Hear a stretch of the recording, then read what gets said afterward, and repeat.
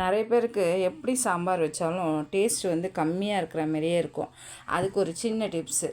100 gram துவரம்பருப்பு எடுக்கிறீங்கன்னா 2 spoon பச்சைப்பருப்பு எடுத்து ஒரு 10 நிமிஷம் ஊற வச்சுட்டு அதுக்கப்புறம் வாஷ் பண்ணிவிட்டு மஞ்சத்தூள், பெருங்காயம், பூண்டு, தக்காளி போட்டு 2 விசில் விட்டு எடுத்துருங்க. அதுக்கப்புறம் எண்ணெய் ஊற்றி கடுகு, சீரகம், வெந்தயம், சோம்பு நல்லா பொரிஞ்சு வந்தோடனே கருவேப்பிலையும் பச்சை மிளகாவையும் நல்லா பொரியணும். அந்த பச்சை மிளகாய் விதை வெடியணும். அப்போ தான் வந்து உங்களுக்கு டேஸ்ட்டு வேறு லெவலில் இருக்கும்.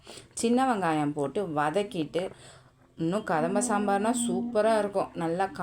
நல்லா வதக்கிட்டு ஒரு 5 நிமிஷம் மூடி வச்சுட்டு பருப்பு தண்ணியும் மிளகாத்தூளும் சேர்த்து நல்லா காய் வெந்த பிறகு பருப்பு தண்ணியை சேர்த்துக்கோங்க. மாங்காவை அந்த மட்டையோடு சேர்த்திங்கன்னா அந்த மட்டை இருந்ததுன்னா சீக்கிரம் கரையாது. டேஸ்ட்டும் நல்லாயிருக்கும். புளிப்பு அதிகமாக இருக்காது. அதுக்கப்புறம் கொத்தமல்லி சேர்த்து கொஞ்சம் வெல்லம் சேர்த்து சாப்பிட்டு பாருங்கள்.